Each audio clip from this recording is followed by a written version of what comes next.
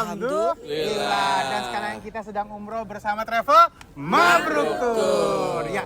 Dan pas kita berada di Padang Arafah, Iya. tepatnya di belakang Jabal Jabal Rahmah. Ya. Tema kita masih sama nih ya, doa sang pendosa. Doa Silakan. sang pendosa. Ada pertanyaan tadi. Ustaz, pertanyaannya gini. Perkenalkan nama dulu. Ya. Nama saya Yadi Supriyadi. Assalamualaikum warahmatullahi wabarakatuh. Waalaikumsalam warahmatullahi wabarakatuh. Ustaz, kalau di Mekah itu orang pergi ke Mekah umroh itu doanya pasti diijabah, Ya. ya Ustaz ya. Nah tapi ada seorang public figure, dia datang ke Mekah kayak gitu kan, dia berdoa tetapi dia merubah kodratnya. Oh ya Allah. Dosa apa tidak? Oke. Ustaz? Jadi gini, ibadah itu ketahuilah, amal itu amal soleh, amal ibadah, amal jariah. Terkhusus kepada amal soleh, ibadah dalam artian amal ibadah itu, amal ibadah itu harus ada syarat dan rukunnya. Ada ketentuan, syaratnya sesuai ketentuan sudah ditetapkan. Yakni kalau laki-laki tidak boleh pakai berjahit. Secara otomatis kalau ada seorang laki-laki ataupun perempuan merubah kodratnya ketika berada di tanah suci untuk menjalankan ibadah umroh, berarti ihramnya nggak sah dong. Iya benar. Kan kalau laki-laki kan tidak boleh pakai berjahit. Iya. Sementara dia merubah kodrat jadi seorang Perempuan. wanita dengan menggunakan menutup aurat semuanya kecuali muka dan telapak tangan. Nah, pada posisi ini ketika seorang laki-laki datang ke masjid menjalankan ibadah, lantas dia merubah kontraknya jadi wanita padahal dia adalah laki-laki, maka yakin umrahnya tidak sah. Karena ihramnya tidak sah. Karena laki-laki hanya menggunakan dua helai pakaian dan yang tidak berjahit. Kemudian kalau dia perempuan merubah kodratnya jadi laki-laki, secara otomatis dia membuka aurat. Kan dia perempuan, lantas dia rubah jadi dirinya jadi laki-laki, terus dia pakai baju ihram. Baju ihramnya otomatis yang dua kain itu tak berjahit, berarti kelihatan loh kepalanya. Nah, kan tidak boleh. Jadi saya tidak akan mencibir siapa itu orangnya atau pernah kejadian. Mohon maaf, saya cuma menjalankan syariat aja, ketentuan syarat dan rukun daripada ibadah itu. Syaratnya laki-laki gini, perempuan rukunnya ihramnya udah tidak sah. Nah, kan nggak mungkin. Kita doain aja mudah-mudahan dia kembali seperti apa yang Allah ciptakan ya. Iya, amin. Saya rasa mereka sudah pada tahu. Masya Allah, Masya Allah. Cuma Masya harus Allah. diingat ini aja. Iya. Baik, terima kasih. Tepuk tangan dulu untuk Mabruk Tour. Masya Allah. Berkah selalu Mabruk Tour ya. Kita masuk ke dalam segmen Tanya Dong Ustadz. Kami semua Tanya Dong Ustadz. Tepuk tangan dulu. Siapa yang mau bertanya? Ibu-ibu kertasnya. Oh iya. Udah disiapin. Iya sih. Silakan Ibu. Dengan Ibu siapa? Saya Ibu Mira. Assalamualaikum warahmatullahi wabarakatuh. Waalaikumsalam warahmatullahi wabarakatuh. Saya Mira dari Jakarta. Dari Jakarta, tetanggaan sama saya. Iya. Ustadz mau nanya, apa dosa-dosa kita yang terdahulu akan mempengaruhi terkabulnya doa-doa kita yang sekarang nggak? Oke, siap. Masya Allah. Tepuk tangan dulu dong. Baik. Terima kasih. Makasih banyak. Silakan Guru. Yang namanya dosa itu adalah setitik noda yang menetap di hati. 1, 2, 3. Tik, tik, tik, tik. Nyi hujan di atas genting. Ketika hati itu bersih, Kita udah serius. ditutupin noda jadi titik, Iya, bener. sehingga Tertutup susah mendapatkan hidayah. Masya Allah. Jadi pengaruh dosa itu menyebabkan orang itu susah dapat hidayah. Pengaruh dosa itu menyebabkan manusia itu, mohon maaf, doanya mungkin belum diterima dulu. Kenapa? Karena ada dosa yang harus dibereskan dulu. Kira-kira kalau ada cermin kotor, bagus kayak ini kacamata kalau ada kotornya. Nggak enak harus liatnya, dilap harus dilap dulu. Tapi jangan lap pakai kain ihram orang. Kemarin ada orang dia lap handphonenya pakai ihramnya orang. Ini pelakunya nih. Yang mana? Pelakunya, sini Oh, dulu. ini orangnya. Kemarin dia lagi mau syuting. Iya. Terus dia kan handphonenya Kacamata. kotor. Terus dia ambil baju ihramnya Ambil. orang, diginiin, dilapin. Saya bilang, tak sadar nggak itu kan ihramnya orang. Sengaja itu bilang. Oh, nggak sengaja. Disangkanya ihram sendiri. Tapi kan kita tidak ada baju ihram. Iya. Iya. Kita rombongan tidak ada baju ihram. Ada orang baju ihram datang, diambil baju ihramnya dilapin. Itu ya. Sebentar. Mana tidak minta maaf lagi. Baik, Ya, ya. jadi sebenarnya gini. Makanya kalau kita mau ibadah, salat sunat tahiyatul masjid dulu, salat sunat tobat, salat sunat Tahajat. ajat, baru salat sunat yang lain. Oh, Kenapa saya anjurkan 3 salat ini dulu kita lakukan? Karena penghormatan atas masjid. Tahiyat masjid. Sebenarnya kalau kita datang dari masjid ke Masjidil Haram harusnya tawaf dulu. Tawaf. Jadi salat sunat ibadah yang terbaik yang kita lakukan di Masjidil Haram adalah tawaf. Tawaf dulu Jadi justru usahakan ya? tawaf. Usahakan tawaf sunnah kah atau apa. Mau Daripada sekali, dua duduk kali aja ya? tawaf sunnah. Tapi dalam hal ini karena kita tidak sempat tahu, maka lakukan setelah salat sunat tahiyatul masjid dulu, salat sunat taubat, kemudian salat sunat aja. Iya. Kenapa? Supaya bersih dulu, baru kita meminta. Iya benar. Supaya benar. enak. Connect jadinya ya. Connect dulu. Yang suci cuma Perbaiki bisa dulu disentuh yang sinyalnya, suci, ya, Masya Allah. kabelnya supaya bagus ini. Iya, kita tepuk tangan dulu yuk. Iya. Jadi seperti itu. Ya, baik sekarang kita masuk dalam segmen Ali bertanya. Ustaz jawab dong. Baik, Ali pengen bertanya nih ya. Kenapa ada orang yang selalu diberi kemudahan rezeki yang melimpah ya? Keluarganya bahagia, tidak pernah diuji Allah padahal kamu ngerasa diri kamu masih punya dosa. Jadi gini loh, Gul. Oke. Istidraj kali ya. Istidraj. Itu adalah jawaban dari istidraj. Adalah jebakan sebenarnya.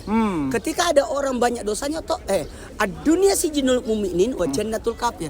Dunia ini penjara bagi seorang beriman dan surga bagi orang kafir.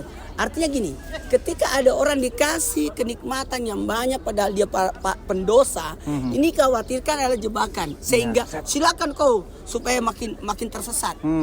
Jadi singgah sana dalam kesesatan. Iya, dia merasa bahagia tapi berada dalam kesesatan. Ini yang bahaya sebenarnya. Mudah-mudahan kita tidak terjebak dengan istidraj. Amin. Makanya gini, kita tidak boleh puas dengan 3. Jangan puas dengan ilmu, jangan puas dengan ibadah, dan jangan puas dengan sedekah. Udahlah, aku udah sering-sering kok, jangan begitu. Jangan ya. Dikhawatirkan jangan sampai itu adalah istidraj. Iya. Jadi istidraj itu merasa aman. Padahal kita tidak boleh senantiasa merasa aman. Karena bisa menjadi bahaya buat diri kita. Sehingga tidak ada makna di balik kehidupan ibadah kita. Tidak ada sesuatu yang berkesan. Harusnya, mohon maaf, harusnya buat kita ini senantiasa ada terbesik dari hati kita. Walaupun berkali-kali ke tanah suci, tetap ada perasaan kangen, rindu. Ini baru aja kita di Mekah, langsung kangen mau ke Madinah lagi. Iya benar. Kangen kan? Iya, Ada benar. perasaan kangen kan? Banget. Baik, dan sekarang kita masuk ke dalam segmen Ustaz bertanya, kami menjawab. Ayo, Nah, Guru, saya siapa yang mau ditanya? mencari yang kutanya. Nih dia. Jangan Masya Allah, sembunyi. Masya Allah. Ya Habibi. Iya. Masya Allah. Ganteng banget, Masya Allah. Mana tangannya, salim dulu. Ya. Iya. Namanya siapa? Zaki. Namanya Jaki. Jaki. Manajer saya. Namanya Jaki. Zaki. Zaki. Zakia Zaki.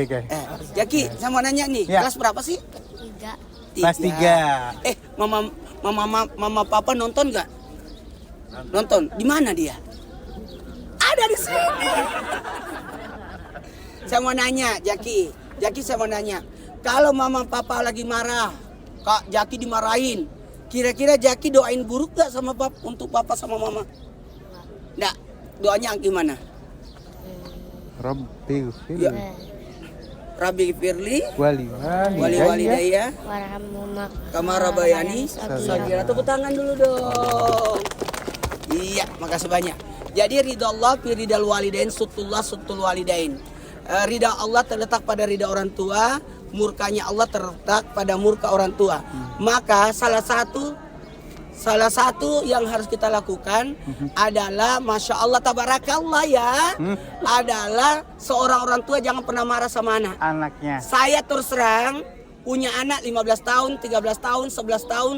9 tahun saya tidak pernah marah sama anak-anak Allah. saya sampai detik ini. Sama kita juga nggak pernah marah. Ya. Kenapa saya tidak pernah memarah Ya. sama anak? Itu kuncinya. Kapan seorang orang tua itu memarahi anak, dikhawatirkan anak itu dapat kemurkaan dari Allah karena orang tua murka. Jadi tidak boleh mendoakan buruk kepada anak. Kita teringat saya As-Sudais, imam besar Masjidil Haram, ketika masih kecil menumpahkan makanan, kasih pasir makanannya orang tuanya. Padahal itu untuk tamu. Pada saat itu orang tuanya marah tapi doanya bagus. Disumpahin malah ya. Saya sumpahin kau jadi imam Masjidil Haram. Allah kabul. Allah. Jadi sebaiknya pada saat kita marah dizolimi itu doa dijabah. Maka marahnya kita langsung ucapkan sesuatu dalam hal ini berdoa yang baik-baik. Kalau saya marah sama anak, anakku ya Allah, masya Allah, pinternya anakku. Karena di mulut orang tua itu ada karomah ya. Kullu kalam ad-doa, setiap ucapan adalah doa. Aduh. Jadi alhamdulillah sampai detik ini yang pertama saya tidak pernah marah sama ibu, nenek, kemudian meninggal semua, kemudian istri, saya tidak sampai meninggalnya istri saya tidak pernah marah, anak-anak juga begitu. Jadi kita upayakan jangan pernah marah, Iya. oke? Iya. Karena marah itu mendatangkan kemurkaan. Begitu pula anak, jangan pernah marah sama orang tua. Nauzubillah min zalik, Karena ya. ketika engkau marah sama orang tua, sebenarnya rezekimu yang tertahan, kebaikanmu tertahan, keridhaan Allah pun tertahan pada dirimu. Ya Allah, baik. Tepuk tangan dulu yuk. Jamaah. Oh jamaah. Alhamdulillah. Dan sekarang saatnya jamaah di sini boleh curhat ya. Baik, kita mau lihat dulu nih siapa yang punya unek-unek. Ya tapi asli, real. Bener-bener Nenek. emang ada kepikiran. Ada curhat. Silakan. Ya. Curhat dong Ustaz. Iya, kami curhat. Ya silakan nih. Nama saya Ibu Hajah Juwariah Hajah dari Garut. Juwariah. Masya Allah, tepuk tangan dulu yuk. Ada unek-unek yang sampai saat ini Apa yang kepikiran. ibu rasakan? Oh, yang aku rasakan mau ke Tran nggak jadi, tabu-tabu teh gugur nggak jadi, libur katanya. Oh. Karena dia datang di tanggal merah. Pada saat itu syuting Isra Mi'raj. Iya. Jadi pada saat itu tanggal merah Isra Mi'raj. Kemudian 2 hari kemudian adalah Imlek. Jadi itu kebetulan Islam Trans TV Emang lagi break. libur nggak syuting. Ibu sedih waktu itu. Iya, bukan. Kenapa tuh ngasih jadwalnya tanggal 27 Rajab? Oh. Jadi unek-uneknya. Unek-uneknya itu. sekarang mah, alhamdulillah. Kebayang Udah diganti sama kesini. Masya Allah. Tapi yang lain Saya yang bawa itu mah. ibu yang bawa Yang bawa jemaah. dan ibu malu. Biarin nggak. Buat semuanya bisa jadi apa yang sesuatu yang buruk untukmu bisa jadi baik menurut Masya Allah. Allah. Amin. Seandainya ibu syuting waktu itu, ibu mungkin tidak ada di Dari sini. sini. Karena Iya. ibu ada di sana. Iya. Jadi Iya, baik. buat kita tidak boleh berburuk sangka ya. Karena atas apapun yang menimpa kita pasti ada tujuannya. Maka ada 3 manusia yang tidak pernah merasa rugi. Yang pertama adalah orang soleh senantiasa, kata orang soleh segala sesuatu ada pahalanya. Masya Allah. Ada pahalanya. Prasangka baik. Ya. Yang kedua adalah orang-orang beriman. Orang beriman berkata begini, segala sesuatu ada hikmahnya. Dan orang berilmu segala sesuatu ada Ada pelajarannya. pelajarannya. Masya Allah. Jadi tidak pernah rugi. Ya, Enggak. udah nggak jadi unek-unek Enggak, lagi ya. enggak. Ya curhatnya udah tersampaikan ya. Ini pengaduannya satu Indonesia nonton. loh. Jadi buat yang ngatur jadwal jangan kasih di tanggal merah ya. Ada berapa orang waktu itu? 60. 60. Satu bus. Mana busnya udah dibayar. Terus datang. Lumpang ke toilet doang. Tapi enggak dikasih itu air panas di sana di Tran. Iya. Ibu minum-minum dulu, kerjaan baik-baik semua. Masya Allah ya. Insya Allah nanti kita ketemu lagi ya Bu ya bersama jamaahnya ya. Iya. Baik, tepuk Jadi tangan dulu yuk. hikmahnya alhamdulillah ibu tidak syuting tapi ibu kenalan sama security-nya. Jamaah. Oh jamaah. Ya. Alhamdulillah. Baik. Unek-unek ternyata macam-macam ya curhat ya. Macam-macam. Nggak seperti ya, kadang-kadang nggak seperti yang kita pikirkan. Baik, kita masuk ke dalam segmen titip doa Ya. lagi nih ya. Titip Bentar doa, ya. titip doa, titip doa, titip Ya. doa. Siapa yang mau bacain? Ya, yang bacain bapak ini bersama istrinya. Masya Allah. Mana istrinya? Masya Allah. Mana istrinya? Masya Allah. Ayo. Masya Allah. Baik, namanya siapa Berdua. ayah anda? Edris. Edris, nama ibu? Ainur Hayati. Masya Allah. Silakan dibacakan. Ini ya dari Bayu Aji. Bayu Aji Purwana. Iya, assalamualaikum Ustaz. Assalamualaikum Ustadz. Iya, Waalaikumsalam mama warahmatullahi saya. wabarakatuh. Mama saya punya penyakit kista. Saya titip doa, semoga semua penyakit mama saya diangkat Amin, amin, amin. dan selalu diberi kesehatan. Nama mamanya? Nama mama saya Heeh. Witi Raswiti. Terima kasih Witi Ustadz. Raswiti. Buat Ibu Witi Raswiti, semoga Allah angkat penyakitnya, Amin. disembuhkan dan disehatkan. Saya titip kalau bisa bacalah, kalau ada masalah, ada penyakit, bacalah 2 ayat terakhir. Surah At-Taubah, laqad ja'akum rasulun min anfusikum azizun 'alaihi ma anittum harisun 'alaikum bil mu'minina raufur rahim. Fa in tawallaw faqasbiyallahu wa tawakkaltu wa huwa rabbul arsyil azim. 2 ayat terakhir surat Taubah dibaca di waktu subuh 3 kali, kemudian di waktu maghrib 3 kali. Karena barang siapa yang membaca doa ini, sebenarnya ini ayat Quran ya, tapi tidak boleh pakai basmalah ya, karena ini surat Taubah. Satu-satunya surah yang dari 114 surah yang tidak ada basmalahnya cuma surat Taubah. Maka kalau kita membaca surat Taubah tidak boleh pakai basmalah. Iya. Karena diturunkan di saat gemercik, artinya berkecamuknya peperangan. Jadi tidak mungkin, ayat-ayat itu adalah bentuk kasih sayang. Bismillah ya, bismillahirrahmanirrahim adalah bentuk kasih sayang. Jadi kita tidak boleh membaca basmalah ketika membaca surah At-Taubah. Jadi kalau bisa amalkan doa ini dalam artian bacaan surah At-Taubah 2 ayat terakhir. Kata Nabi, barang siapa yang membaca 2 ayat terakhir surah At-Taubah, kalau dia baca pagi, saya jamin hidupnya sampai malam. Kalau dia baca di malam, saya jamin hidupnya sampai malam. Diijazahkan nih ya. Jadi kalau bisa dibaca. Dan ternyata 2 ayat terakhir surat Taubah itu banyak mengamalkan dan ternyata langsung sehat, Masya Allah. Tapi harus continue ya guru ya. Iya. Ya terus ikhtiar, jangan langsung sekali 2 kali pengen harap langsung sembuh ya. Baik, mudah-mudahan diangkat penyakitnya, dikembalikan kesehatannya untuk Ibu Witi Raswiti. Iya, makasih banyak. Makasih ya, baik, alhamdulillah. Ya, dan sekarang kita kembali lagi nih. Siapa lagi yang mau bertanya dah?